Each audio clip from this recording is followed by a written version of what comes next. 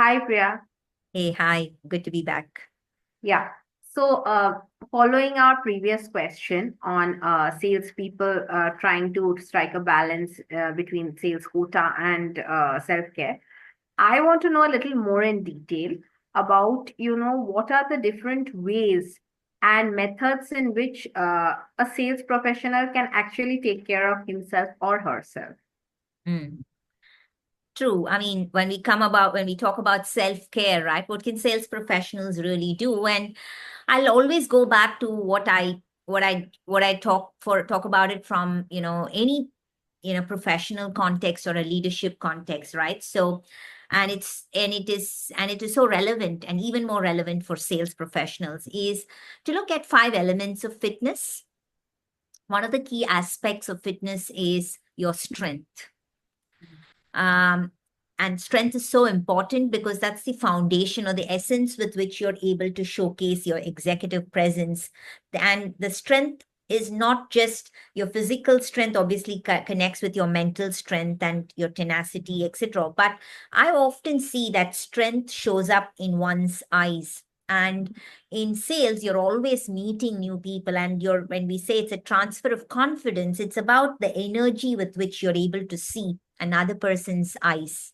And that's very, very important. So it's about taking care of, focusing on some regular practices.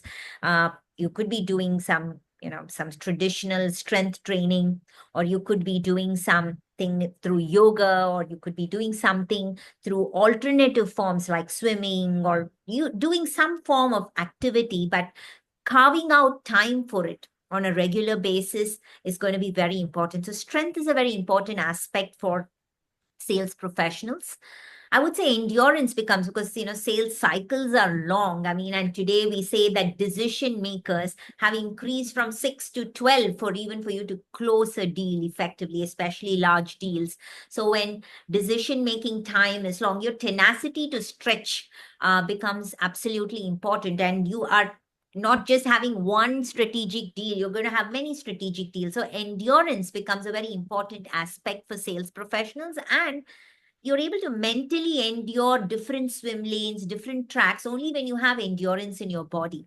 And once again, what are some of the endure practices that you're doing? Well, of course, combining when you do strength training and when you hold on to your strength training for a longer time, endurance shows up there.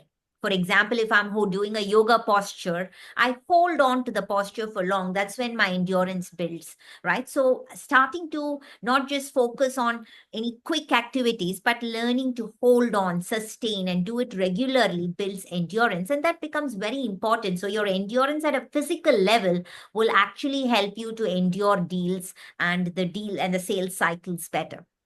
And then, Right. of course, balance is a very important aspect of, any professional, and more so in sales, because you can't really, there are every nuance and instance. The customer always will negotiate on price, and the customer will always ask for too many things when you're especially focusing on, getting a deal forward. They may ask too many discounts or too many concessions or additions to the product or service. And then you really there is an opportunity for you to go off balance, right? And especially Right. when it's not just one customer you're addressing 10 or 15 different customers at any point in time. And so you're really got to, and there are also internal customers you got to balance along with the external customers. So it's going to be a balancing act for a sales professional. And so learning to inculcate some balancing activities or rituals or practices every day is going to be very, very important. And having been in close quarters with a sales professional, being from my own life partner's perspective to the organizations that we've been working on, where if you're meeting sales professionals every day, it becomes very, very important. And more so if you're in a sales manager position, a sense of balance is going to be very, very important. And then, of course, flexibility.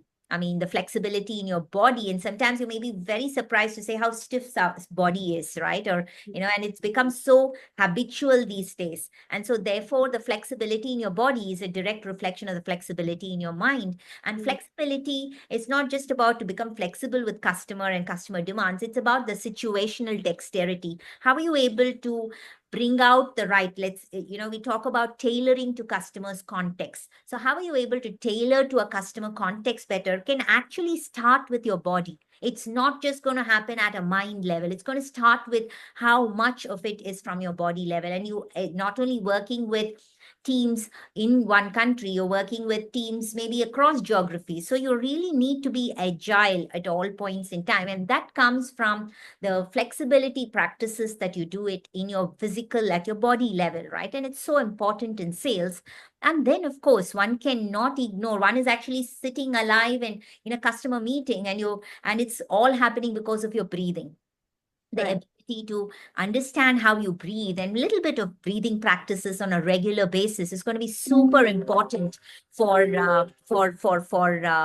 sales professionals. And therefore it all shows up in the cognitive agility that you have, and that's going to be very important. So your self-care regimen that doesn't focus on your body is not going to help you in as you move forward and win more and close more deals. So it's important to take care of your body, and important to set some regular practices at it may look a little demanding, but it's important to have everyday practices.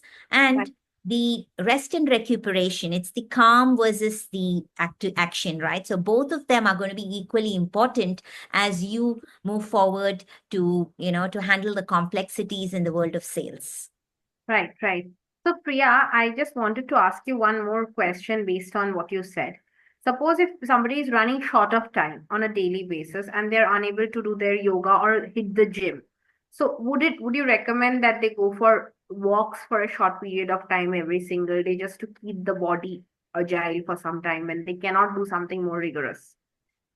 Actually, that's something that people have often brought to discussion. Like, I mean, I'm going for a walk regularly, or I wouldn't say anything is good, nothing is bad, right? So just to answer you, I mean, something is better than nothing.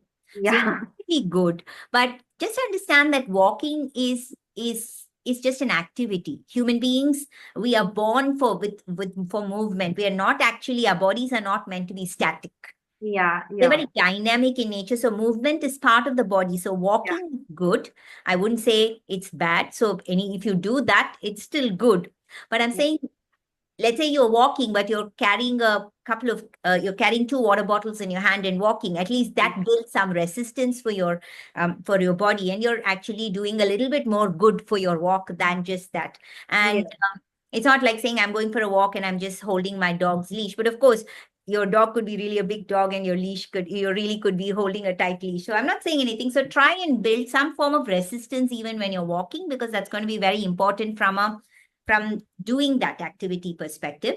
But right, it's important in sales professionals to manage and find time to, you've got to claw back your time. And that's where it's important to think of other aspects. What am I doing too much of that is not adding value and meaning? And how can I divert that to taking care of myself so that it can catapult my outcomes? So it's about learning the craft and not just and you got to create that energy and flow rather than just around just meandering and doing things and keeping yourself busy. So in sales we say, I've heard Venkat say actually that activity is not a proxy for progress. So in that similar way, just because you're doing a lot of activity, you're not progressing. For one, of course, at work front, but even from your personal front, you're not taking care of yourself, and that's going to be very important. And in sales, it's not just about you, it's about your teams, it's about people, and there's a sense of responsibility that you have. So you need to think of all those dimensions when you think about self-care and